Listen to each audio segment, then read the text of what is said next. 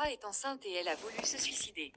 Elle que tous les parents pensaient recevoir une bonne éducation, quelle déception. Toutes les personnes qui prenaient exemple sur mes parents pour vanter l'éducation que nous avions reçue avaient retourné la casquette. C'était dur pour moi de voir mes parents être la risée du quartier, mais le plus dur encore c'était le regard vide de mon père. Je n'arrivais pas à cerner son état d'esprit. Était-il fâché, triste ou déçu? Certainement les trois à la fois. Ma relation avec mon père s'est vue dégradée en un laps de temps, nous qui étions si proches, un grand fossé s'était désormais creusé.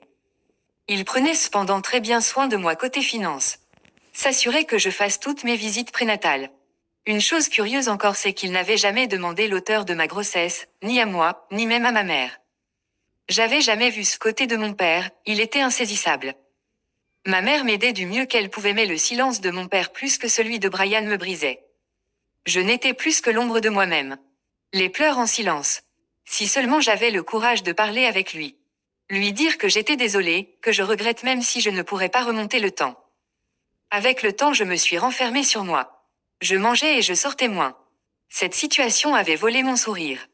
À 15 ans, je ne vivais plus la vie des enfants de mon âge. Au terme de ma grossesse, le médecin déclara à mes parents que j'étais trop petite pour accoucher par voie basse. On devait donc m'opérer pour me sauver et pouvoir sauver le bébé. Bien que mon père n'était pas le plus fortuné des papas, il fit de son mieux pour rassembler l'argent pour mon opération.